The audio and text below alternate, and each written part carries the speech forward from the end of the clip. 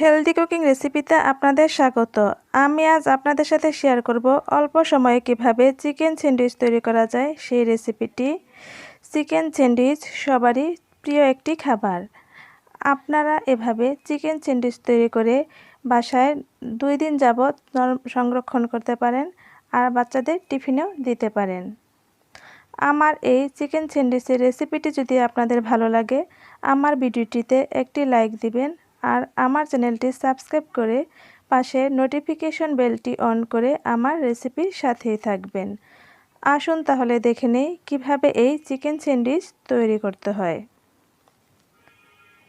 প্রথমে আমি একটি হোয়াইট সস তৈরি করে নিব। সেজন্য ফ্রাই প্যানে দিয়ে দিচ্ছি 2 টেবিল চামচ পরিমাণ বাটার। আপনারা চাইলে বাটারের পরিবর্তে সাদা তেলও ব্যবহার করতে পারেন।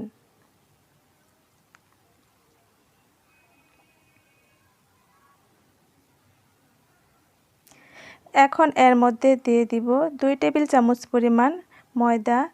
আমি এখানে ময়দা ব্যবহার করছি, আপনারা চাইলে ময়দার পরিবর্তে আটাও ব্যবহার করতে পারেন। এখন এই ময়দাটাকে আমি একটু ভেজে নেব। ভাজার সময় চুলার আঁচটা একদম কম রাখতে হবে, তা না হলে ময়দা পুড়ে গিয়ে সসের কালারটা নষ্ট হয়ে যেতে পারে। আমার ময়দা ভাজা হয়ে গিয়েছে। এখন এর মধ্যে দিয়ে দিচ্ছি 1 কাপ পরিমাণ লিকুইড দুধ। আমি এখানে গরুর দুধ ব্যবহার করেছি।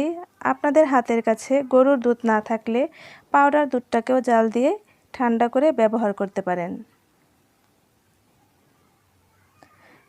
আর এর মধ্যে দিয়ে দিচ্ছি সামান্য পরিমাণে গোলমরিচের গুঁড়া আর টেস্ট অনুযায়ী লবণ। এখন এই সবগুলোকে ভালোভাবে মিশিয়ে নেব আর এইভাবে অনবরত নেড়েচেড়ে জাল দিয়ে ঘন করে নেব।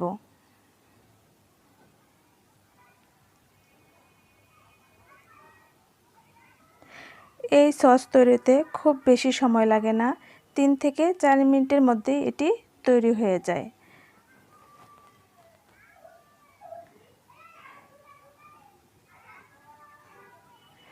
যখন দেখবেন এরকম ঘন হয়ে এসেছে, তখন এর মধ্যে দিয়ে দিতে হবে সামান্য পরিমাণে সাদা চিনি।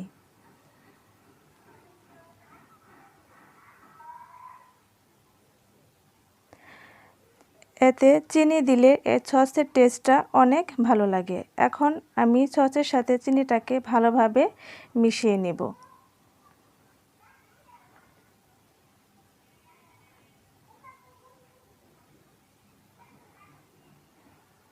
আমার চিনি গলে গিয়েছে আর সসের সাথেও খুব ভালোভাবে মিশিয়ে গিয়েছে। এখন আমি এটাকে নামিয়ে ঠান্ডা করে নেব। হোয়াইট সসটাকে আমি নামিয়ে ঠান্ডা করে নিয়েছি। এখন একটি স্যান্ডউইচের জন্য পুর তৈরি করে নেব। পুর তৈরি করার জন্য আমি এখানে হাড় ছাড়া মুরগির মাংস নিয়েছি 1 কাপ পরিমাণ। মাংসটাকে আমি আদা বাটা, রসুন বাটা, গোলমরিচের গুঁড়া আর সামান্য পরিমাণে লবণ দিয়ে সিদ্ধ করে এভাবে ছিঁড়ে ছিঁড়ে নিয়েছি। এখন এর মধ্যে দিয়ে দিচ্ছি 1/2 কাপ পরিমাণ গাজর কুচি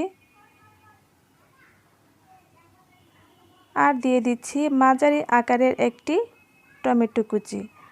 আপনারা চাইলে টমেটোর পরিবর্তে টমেটো সসও ব্যবহার করতে পারেন, তবে টমেটো ব্যবহার করলে অবশ্যই টমেটোর ভিতরে যে নরম অংশটা থাকে সেটাকে বাদ দিয়ে দিবেন। এখন এর মধ্যে দিয়ে দিচ্ছি পরিমাণ মতো হোয়াইট সস। হোয়াইট সস আপনারা আপনাদের টেস্ট অনুযায়ী ব্যবহার করতে পারেন। কেউ যদি একটু বেশি খেতে চান সেক্ষেত্রে বেশি দিতে পারেন, আর কেউ যদি একটু ঘন খেতে চান সেক্ষেত্রে একটু কম দিলেও হবে। তবে আমি আজকে একটু ঘন করেই তৈরি করব, সেজন্য একটু কম দিয়েছি। এখন এই সবগুলোকে একসাথে ভালোভাবে মিশিয়ে নেব।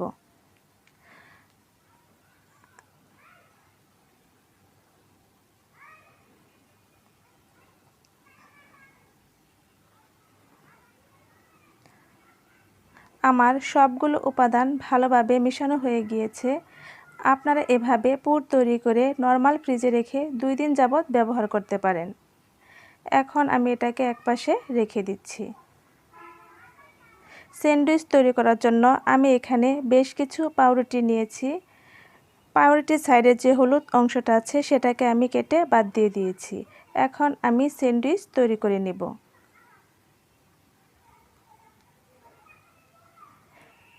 প্রথমে আমি স্যান্ডউইচ তৈরি করার জন্য পাউরুটির উপরে আগে থেকে তৈরি করে রাখা পুর দিয়ে দিচ্ছি।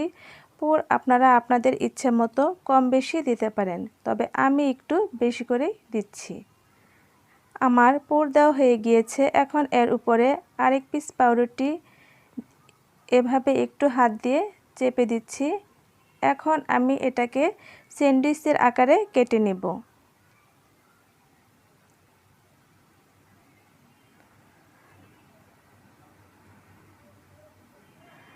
আমার কাটা হয়ে গিয়েছে। তৈরি হয়ে গেল খুব সহজে মজাদার স্যান্ডউইচ। এটি খেতে একদমই ফাস্টফুড দোকানের মতো। আপনারা এভাবে স্যান্ডউইচ তৈরি করে বাচ্চাদের টিফিনে দিতে পারেন বা সকাল বিকালে নাস্তাতেও খেতে পারেন। সম্পূর্ণ ভিডিওটি দেখার জন্য আপনাদেরকে অসংখ্য ধন্যবাদ।